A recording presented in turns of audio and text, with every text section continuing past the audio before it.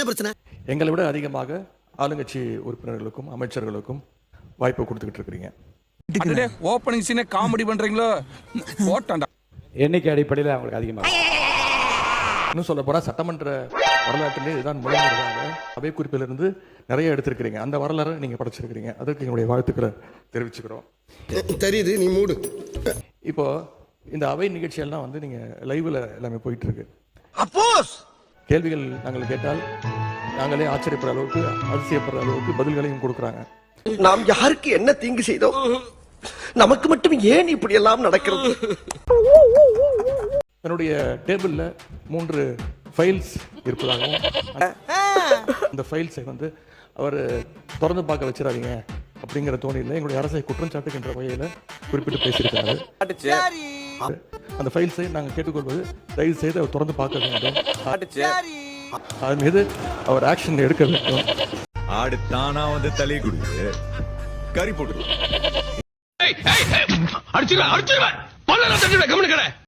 நான் மட்டும் தான் பேசுவேன். ஆதாரம் இருக்கான்னு கேட்டீங்க.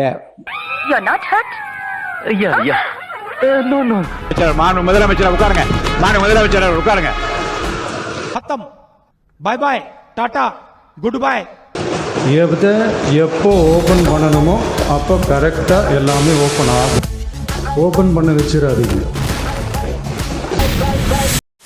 எங்களுக்கே சில நேரம் சட்டமன்றத்துக்கு வந்திருக்கோமா இல்லை இப்போ சூப்பர் சிங்கர் நிகழ்ச்சிக்கு வந்திருக்கோமா அப்படின்னு சந்தேகப்படுற அளவுக்கு எங்கள் பாட்டு நிகழ்ச்சிகள்லாம் நடந்து கொண்டிருக்கிறது. ஜப்பான்காரன் என்னென்னமோ கண்டுபிடிக்கிறா, நான் எதை கண்டுபிடிச்சிட்டு வந்துக்குது பாரு. 2021 திமுகவுடைய தேர்தல் அறிக்கையில் சட்டமன்றத்தை லைவ்ல கொண்டு வரணும் சொன்னீங்களே, ஏன் செய்யல? இவ்வளவு அதிகாரமா கேட்கிறானே, தப்பா சொன்னா கொன்றுவானோ? கருத்துக்களை சொல்லுகிற போது பாட்டு பாட விரும்புகின்றவர்கள் அந்த கருத்தை ஒட்டி பாடுவதில் எந்த தவறு இருப்பதாக தெரியவில்லை. இது ஏன் பக்கத்துல ஒருத்தன் தீஞ்சி போய் உட்காந்து வரான்டா. உங்களை குறை சொல்லவே இல்லை. உங்களை நாங்கள் பாராட்டுகின்றோம். உங்களுக்கு ரொம்ப பொறுமையாக எல்லாரையும் ஹேண்டில் பண்றீங்க. அதை பத்தி நாங்கள் கவலைப்படல.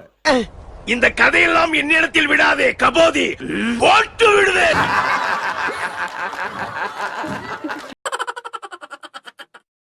லைவ் வந்து திமுக ஆட்சியில் தான் முதன்முறையாக நாங்கள் தேர்தல் அறிக்கையில சொன்னோம். அவனை வெளியே தந்துடா.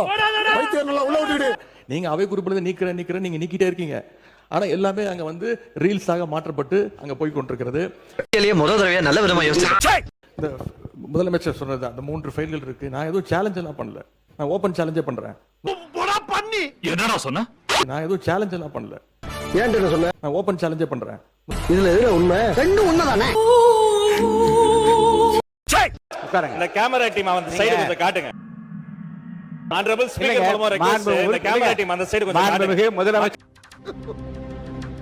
கொன்னுடுவேன். அட்டா செயலாளர் வண்டுமுருகன். அட்டா செயலாளர் வண்டுமுருகன். அட்டா செயலாளர் வண்டுமுருகன். உதயசூரியன் ஜெயிக்காது, இது சத்தியம். மாண்பு உறுப்பினர் கொஞ்சம் அமருங்க. எல்லாம் அமருங்க. I am speaking, no cross speaking.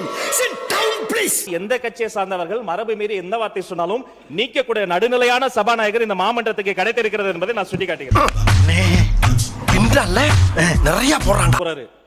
மாண்புமிகு எதிர்க்கட்சி தலைவர் அவர்கள் காட்டுன்றாரு. அவருடைய கோரிக்கையை கட்டாயமாக முதல்வர் நிறைவேற்றுவார் என்பதையும் கூறிக்கொள்கிறேன். மாண்புமிகு முன்னாள் முதலமைச்சர் ஓ பன்னீர்செல்வம் அவர்கள். மாண்புமிகு பேரவையில் நான் ஒரு சின்ன கருத்தை மட்டும் உங்களுக்கு பதிய வைக்கிறேன்.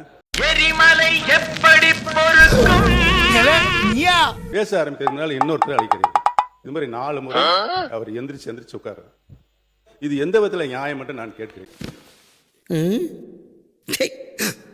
மாண்புமிகு முதலமைச்சர் அவர்களை பற்றி பேசுகிற போது மாண்புமிகு முதலமைச்சருக்காக பேச வேண்டும். அப்படி பேசாவிட்டு அங்கே அமர்ந்திருப்பது அர்த்தம் இல்லாமல் போயிடும். கல்லஞ்சக்காரன் அவ்வளவு நேரம் கதறானே, கரையிறானா? அரசியலில் நீ தெள்ளியதோர் முடிச்சவிக்கி.